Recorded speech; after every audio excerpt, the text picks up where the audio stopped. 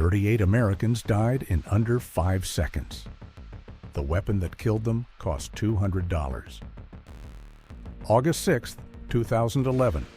A Taliban fighter fired an unguided rocket at a U.S. Army Chinook carrying members of SEAL Team 6 over Afghanistan's Tangi Valley. One shot, the helicopter was gone before anyone on board knew they were under attack. The most elite special operations force in the world, neutralized by a weapon a teenager can learn to fire in an afternoon, that has not changed since 1961, and that no military on Earth has found a proportional answer to. 60 years of trying, still no answer. The RPG-7 was built to give one Soviet soldier the ability to kill a tank. What it became is the weapon no modern military has found a proportional answer to.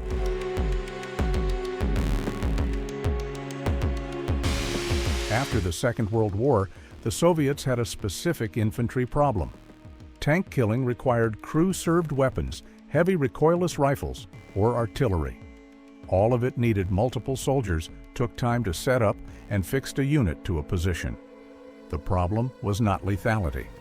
Shaped charges had been defeating armor since the Panzerfaust. The problem was getting that lethality into the hands of a single soldier at squad level, in under 7 kilograms, with a weapon that reloaded. The M72 law was the American answer to the same requirement in 1963. Single shot, disposable, light enough for one man. Against any tank with serious armor, its 200mm penetration was marginal. The Soviets needed heavier and reloadable, and every existing platform gave them one while denying them the other. They needed penetration deep enough to defeat the next generation of NATO tanks, a launcher light enough for one man to carry and operate alone, and a reload cycle fast enough to fire multiple rounds before a crew could reposition or call support. Most anti-armor systems of the era solved two. The RPG-7 was the attempt to solve all three without compromising any of them. The recoilless rifle was the natural first answer. The Soviet 73mm RPG-9 was accurate past 800 meters and capable of penetrating 400 millimeters of armor. It also weighed 64 kilograms without the mount, required a two-man crew, and took several minutes to deploy. At the close-range infantry engagements the Soviets were planning around, 64 kilograms in the operator's hands is not a weapon, it is an anchor. Guided missiles were the next answer. By the 1960s, the Soviets had the 9 M14 Malyutka, wire-guided and capable of defeating nearly any NATO tank of the period. It required a trained operator to manually steer the round across several seconds of flight time. In the first 2 seconds of a close-range infantry contact, the engagement is already over. Wire guidance solves a 2,000-meter problem. It has nothing to offer at 80. Both platforms were designed for a fight that starts far enough away to allow a procedure. The RPG-7 was built for the fight where there is no procedure, only a trigger. The shared failure is an assumption about distance. Every platform that failed this requirement was engineered for an engagement that begins far enough away to allow a trained crew to work through a sequence. The RPG-7 was engineered for the moment that sequence is impossible. The answer was a 40mm steel tube, a 2-stage rocket, and a warhead family that kept getting more lethal every decade without the launcher itself ever needing to change.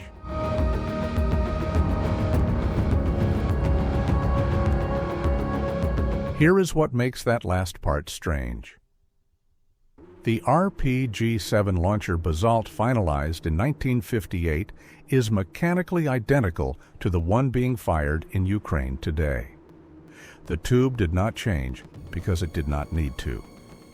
The genius of the design is that the constraint the launcher solved, getting a shaped charge downrange from one man's shoulder without killing him, turned out to be the permanent constraint. Everything else was a warhead problem, and warhead problems are cheap to solve. The 2-stage propulsion is why one man can fire it alone from inside a building. A booster charge fires the grenade clear of the tube. The sustainer rocket ignites downrange after the operator is past the backblast. 2 meters of clearance behind the tube is enough.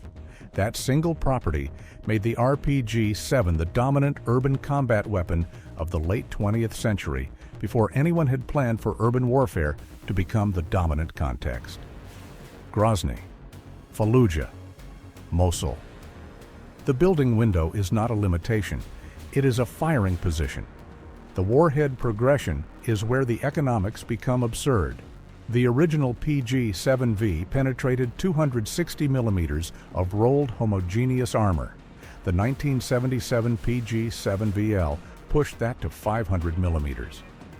In 1988, the PG-7VR tandem warhead arrived, the first of its kind for any shoulder-fired system in the world. The precursor charge detonates the explosive reactive armor. The main 105 millimeter charge then penetrates over 600 millimeters of core armor behind it. Reactive armor was NATO's answer to the shaped charge problem. The RPG-7 absorbed that answer, added a second warhead to defeat it, and kept the same launcher. The tube that cost $350 in 1961 was still defeating ERA-equipped tanks in the 1990s.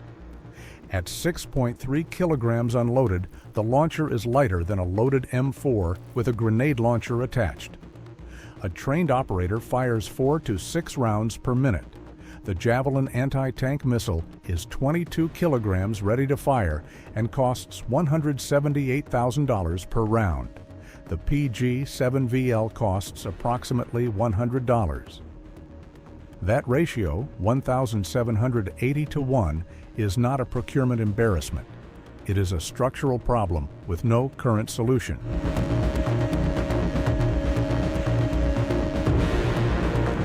The $178,000 figure needs context to land properly. A single Javelin round costs more than the RPG-7 launcher, every warhead variant in its family, and enough PG-7VL rounds to destroy 18 targets combined. And the Javelin still cannot be fired from inside a building. Slat armor is the hardware response to the RPG threat.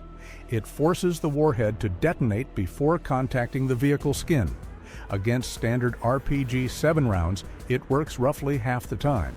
Against the PG-7VR tandem warhead, the precursor charge defeats the standoff protection before the main charge arrives. A $100 round overcomes a countermeasure that costs several $1,000s to install and degrades with each hit it absorbs.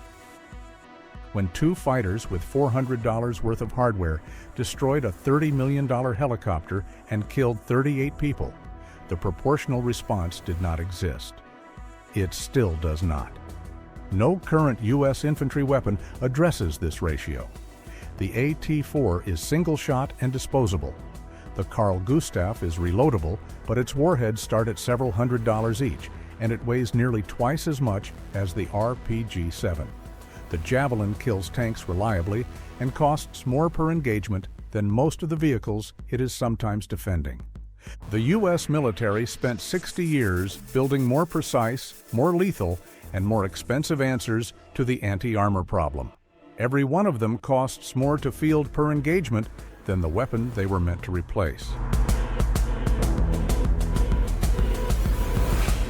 The Extortion 17 engagement is the clearest proof of what that cost asymmetry means in practice. 2 fighters fired from a building 220 meters south of the approaching Chinook. 3 rounds. The second connected with the aft rotor and destroyed the assembly. The helicopter was on the ground in under 5 seconds. 30 Americans, including 15 members of SEAL Team 6, 8 Afghans, and a military working dog, were killed instantly. No targeting computer, no guidance system, no training pipeline requiring months of specialized instruction. A weapon finalized in 1958, operable after 1 afternoon of instruction, responsible for the single deadliest day in the history of U.S. naval special warfare. That performance has a hard ceiling. Past 300 meters, accuracy without significant training degrades sharply. The round travels at under 300 meters per second, making it highly susceptible to crosswind at distance. Mujahideen operators in Afghanistan typically fired at under 80 meters, not because they lacked confidence in the weapon, but because the physics demanded it. Modern active protection systems like Israel's Trophy can intercept RPG rounds reliably within their engagement envelope. For any tank equipped with a functioning active protection system, the RPG-7 is a diminished threat from the front. That caveat matters because it defines exactly where the weapon remains dangerous. Inside the range, where active protection has less time to respond, inside buildings where the engagement geometry removes the protection system's advantage, and against aircraft which carry neither slat armor nor active protection of any kind. U.S. anti-armor doctrine was built around a core assumption that air support, artillery, and armor would be available to engage threats before they reached close range. The RPG-7 was designed for the moment that assumption fails. American weapon development moved consistently toward range, precision, and single-round lethality. Each iteration raised unit cost and lengthened the logistics chain required to sustain it. The RPG-7 moved in the opposite direction, adding warhead variants that kept the same $350 launcher effective against each new generation of armor. The weapon that U.S. doctrine did not account for was one manufacturable in 9 countries, available on the secondary market for under $500, and effective in the hands of a combatant with 1 afternoon of training. The doctrine was not wrong. It was written for a different war. In April 2024, Russian forces released footage of FPV drones carrying PG-7VL warheads striking Ukrainian patrol boats on the Dnieper River. Ukrainian forces responded with their own loitering munitions, carrying the same shaped charge against Russian armor. The RPG-7 warhead did not change. Its delivery mechanism did. A 1958 penetration physics package is now being guided to target by a $300 commercial racing drone with a live video feed. The operator is no longer 80 meters from the target accepting personal risk.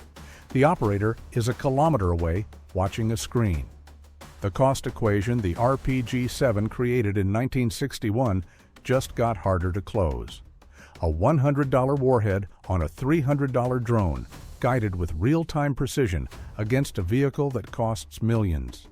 The slat armor, the active protection system, the doctrine built around engaging threats at range, none of it was designed for this. The RPG-7 did not need to evolve. It needed a better ride. A $200 rocket with a 60-year-old design is still the weapon no modern military has a proportional answer to, and the drone delivering it just made the problem 3 times harder to solve. That gap is not closing. If you found value in this analysis, please like and subscribe. It will help reach more people. Thanks for watching.